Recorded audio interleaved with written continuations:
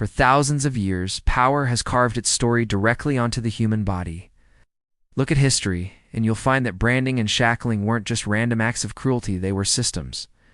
Tools designed to control, to identify, and to break the will of those deemed expendable. Across ancient empires from Rome to China, iron shackles were a common sight. They restrained prisoners of war and criminals, turning human bodies into walking boundaries. Shackling wasn't just about preventing escape. It was a public declaration of who held power and who had lost it all. But branding took this a step further.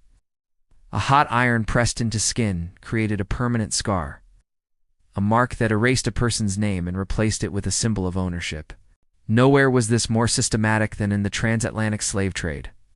Men, women, and even children were branded on docks and plantations, reduced to commodities before they could even speak a word in a new land. The scar was a constant, brutal warning. You can run, but you can never erase who owns you. Your own body became the ledger of your bondage. These practices were not just physical violence. They were sophisticated psychological warfare. Shackles changed how a person walked, how they stood, altering their very posture. Brands changed how a person was seen by others, and most devastatingly, by themselves. Together, these tools enforced dehumanization. They taught captives that resistance was futile and that survival hinged on absolute obedience.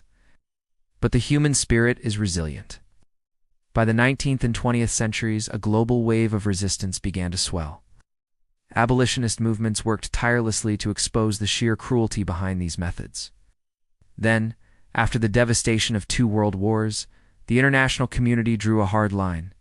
The Geneva Conventions and the UN Convention Against Torture declared branding and abusive shackling illegal, recognizing them as acts of cruelty, incompatible with basic human dignity. Yet history has a long shadow. The past doesn't just disappear. Through survivors' testimonies, archaeological discoveries, preserved instruments of torture, we are reminded that these horrific practices were once considered normal. Today, museums and memorials display these artifacts not to shock, but to serve as a stark warning. Branding and shackling were tools of absolute domination. But remembering them, studying them, and talking about them, that is an act of resistance.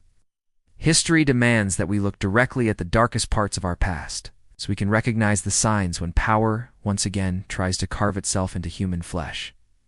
Thanks for watching. Don't forget to like and subscribe for more stories that shape our world.